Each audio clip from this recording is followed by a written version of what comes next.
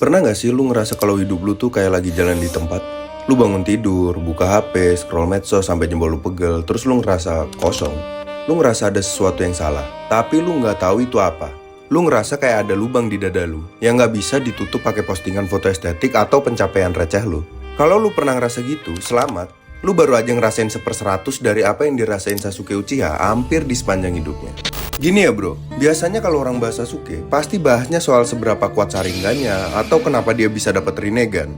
Tapi di video ini, gue pengen kita bedah bareng isi kepala Sasuke. Bukan sebagai ninja, tapi sebagai manusia yang dunianya hancur berkeping-keping dari dia masih bocah. Gue pengen kita ngelihat Sasuke sebagai cermin. Karena jujur aja, banyak dari kita yang secara gak sadar ngalamin hal yang dirasain Sasuke. Kita yang susah percaya sama orang, kita yang ngerasa paling menderita, atau kita yang milih buat nutup diri karena takut dikecewain lagi.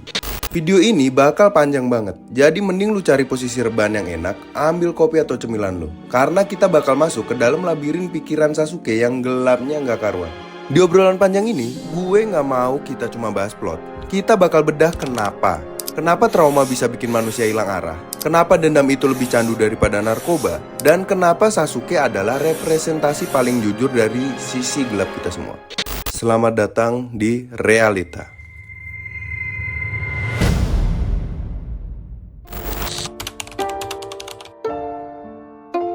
Satu hal yang orang sering salah paham soal Sasuke adalah mereka pikir dia itu sombong. Padahal kalau kita lihat pakai nalar yang benar-benar jernih, Sasuke itu nggak sombong. Dia itu penuh dengan ketakutan. Lu pernah nggak sih saking takutnya lu bakal disakitin lagi, lu milih buat jadi orang yang paling jahat supaya nggak ada yang berani deketin lu? Ya itu Sasuke. Oke, bayangin lu jadi Sasuke. Lu umur 7 tahun, masih bocah banget kan? Harusnya jam segitu lu lagi mikirin besok mau main apa, atau gimana caranya biar dipuji bapak lu pas makan malam. Sasuke itu aslinya anak yang manis, manja, dan sayang banget sama abangnya, Itachi. Bagi dia, Itachi itu adalah dewa. Apapun yang dibilang Itachi itu bener. Apapun yang dilakuin Itachi itu keren. Terus tiba-tiba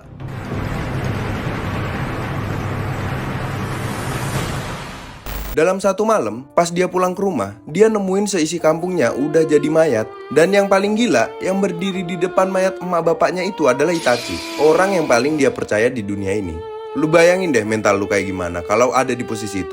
Ini bukan cuma soal sedih ditinggal mati, tapi nalar lu tuh kayak dipaksa buat nerima sesuatu yang gak masuk akal. Ini yang di psikologi disebut cognitive collapse. Lu gak bisa mikir lagi, lu cuma bisa ngerasain rasa sakit yang saking sakitnya sampai bikin lu mati rasa. Sejak malam itu, nalar Sasuke yang waras sebenarnya udah mati. Dia narik kesimpulan yang ekstrim banget. Kalau orang yang paling sayang sama gue aja bisa khianatin gue kayak gini, berarti dunia ini emang sampah. Gak ada gunanya punya temen, gak ada gunanya punya ikatan, semuanya palsu. Terus lu lihat deh, pas dia masuk akademi, dia jadi cowok paling ganteng, paling pinter, tapi dia gak pernah tersenyum. Cewek-cewek pada naksir, tapi dia cuek aja. Orang-orang anggap dia cool atau misterius, padahal aslinya dia itu broken parah. Dia itu lagi ngalamin yang namanya dissociation.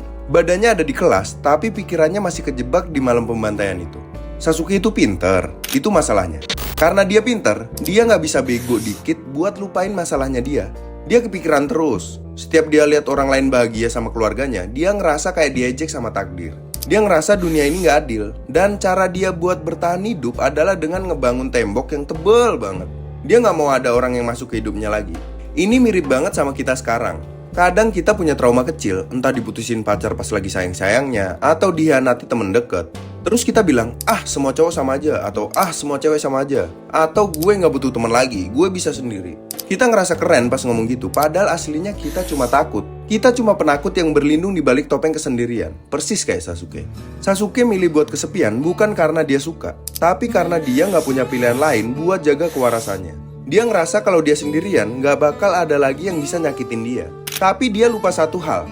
Kesepian itu adalah racun yang pelan-pelan bakal ngerusak nalar dia.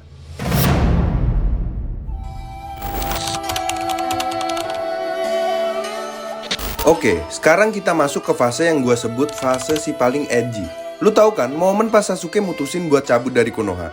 Banyak yang bilang dia pengkhianat. Tapi kalau kita duduk bareng dia, kita bedah dia, sebenarnya alasan dia itu relatable banget sama kita yang lagi ambisius tapi salah arah. Sasuke ngerasa Konoha itu kayak zona nyaman yang bikin dia tumpul. Dia lihat Naruto makin jago, dia lihat tim 7 makin akrab, dan bukannya seneng, dia malah takut. Dia takut kalau dia bahagia, dia bakal lupa sama dendamnya. Aneh kan? Tapi itulah orang yang trauma. Bagi Sasuke, rasa sakit itu adalah identitasnya. Kalau rasa sakitnya hilang, dia ngerasa dia bukan Sasuke lagi. Terus dia ketemu Orochimaru. Ini ibaratnya kayak lu lagi depresi, terus ketemu guru yang nawarin jalan pintas buat sukses, tapi pakai cara yang kotor. Orochimaru itu pengedar, dan barang yang dia jual adalah kekuatan. Sasuke yang lagi lapar validasi, ya udah langsung sikat aja. Dia nggak peduli jiwanya mau diapain, yang penting dia dapat power. Di sini ada poin penting soal nalar, bro. Sasuke ngalamin yang namanya tunnel vision. Pandangan dia jadi sempit banget. Dia cuma fokus ke satu titik, bunuh Itachi. Apapun yang gak ngebantu dia buat bunuh Itachi, dia buang. Temen, buang. Moralitas, buang. Masa depan, gak peduli. Gaya hidup dia pas bareng Orochimaru itu bener-bener kayak orang yang lagi digital detox, tapi ekstrim. Dia bener-bener nutup diri dari dunia luar. Latihan terus, fokus terus. Tapi masalahnya, fokus dia itu didorong sama rasa benci, bukan rasa pengen bertumbuh. Lu tahu bedanya? Kalau lu fokus karena cinta, lu bakal ngerasa penuh. Kalau lu fokus karena benci, lu bakal ngerasa makin kosong, segede apapun pencapaian lu. Ini sering banget kejadian di dunia nyata. Lu mungkin ambisius banget ngejar karir atau duit, karena lu pengen ngebuktiin ke mantan lu atau orang tua lu kalau lu tuh bisa. Lu kerja lembur, lu ikut sana sini, lu gak punya waktu buat nongkrong atau keluarga. Lu ngerasa lu lagi berjuang, padahal lu cuma lagi lari dari rasa rendah diri lu. Lu jadi budak dari ambisi lu sendiri. Persis kayak Sasuke yang jadi budak dari tanda kutukannya Orochimaru. Sasuke ngerasa dia bebas, padahal aslinya dia cuma pindah dari satu penjara ke penjara lain. Penjara lamanya adalah trauma, penjara barunya adalah ego dia yang ngerasa bisa ngelakuin semuanya sendirian.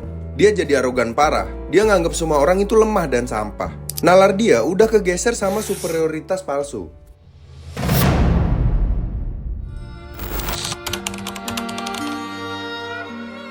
Nah, ini adalah puncak dari segala tragedi. Sasuke akhirnya berhasil bunuh Itachi. Harusnya seneng dong, harusnya tujuannya udah beres kan? Tapi pas Itachi jatuh, Sasuke malah nggak ngerasa apa-apa selain hampa. Kenapa? Karena selama ini, bensin hidup dia adalah Itachi. Pas Itachi hilang, mesin hidup dia mati mendadak. Terus, datanglah Obito, bawa berita yang bikin nalar Sasuke bener-bener shutdown. Ternyata Itachi itu orang baik. Ternyata Itachi itu pahlawan yang rela jadi penjahat demi jaga Sasuke dan desa. Bayangin bro, selama belasan tahun lu ngebenci orang, lu dedikasiin hidup lu buat bunuh dia. Taunya dia adalah satu-satunya orang yang paling sayang sama lu. Logika orang normal pasti bakal bilang, oh berarti gue harus balik ke desa dan terusin perjuangan kakak gue. Tapi Sasuke, dia malah mau hancurin Konoha. Aneh nggak? Enggak. Kalau lu paham psikologi manusia. Ini yang namanya sunk cost fallacy. Sasuke udah terlanjur investasi terlalu banyak di jalan kebencian. Dia udah buang temen-temennya, dia udah bunuh kakaknya sendiri. Kalau dia tiba-tiba jadi orang baik, dia harus ngakuin kalau dia udah salah total selama ini. Dan ego Sasuke gak sanggup buat nerima itu. Dia gak sanggup buat bilang, gue bego, gue udah bunuh orang yang sayang sama gue. Jadi cara dia buat melindungi mentalnya dari rasa bersalah yang luar biasa itu adalah dengan bikin narasi baru. Bukan gue yang salah, tapi dunia yang salah. Konoha yang bikin kakak gue jadi kayak gitu. Jadi Konoha harus hancur. Dia cari kambing hitam biar dia gak perlu nyalain dirinya sendiri. Kita sering kayak gini kan? Pas kita udah terlanjur berbuat salah yang fatal, bukannya minta maaf, kita malah cari-cari alasan buat nyalain keadaan atau nyalain orang lain. Kita nambah-nambahin kesalahan baru cuma buat nutupin kesalahan lama. Kita jadi makin toksik karena kita takut buat ngakuin kalau kita itu manusia yang bisa salah. Sasuke di fase ini adalah versi paling ekstrim dari sifat keras kepala manusia.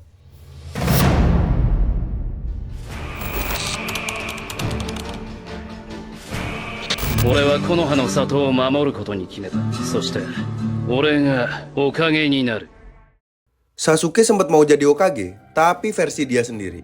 Dia pengen jadi musuh bersama, dia pengen semua orang benci sama dia, biar semua orang bersatu buat lawan dia. Dia pikir itu cara buat dapat perdamaian. Tapi kalau lu lihat pakai nalar yang waras, itu sebenarnya cuma cara Sasuke buat tetap terisolasi.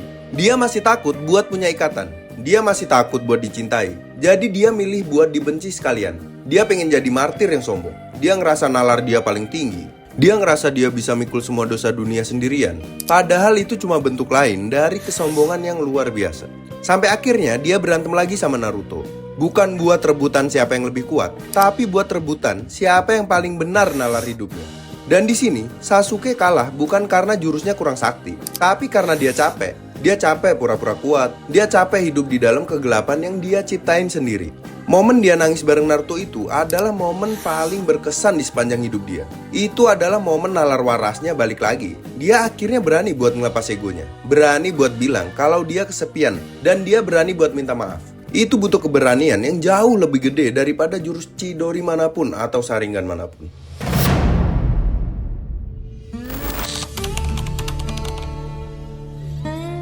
Terakhir, kita lihat Sasuke yang baru. Dia nggak tinggal di desa, dia malah keliling dunia. Kenapa? Bukan karena dia masih benci, tapi karena dia lagi menebus dosa.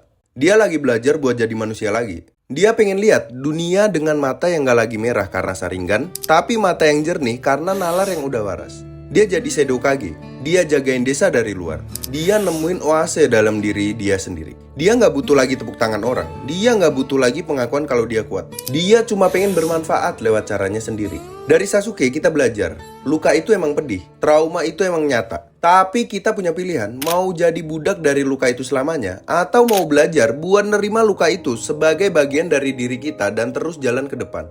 Hidup itu bukan soal siapa yang paling pinter atau siapa yang paling kuat. Hidup itu soal siapa yang paling berani buat jujur sama dirinya sendiri, segelap apapun masa lalunya.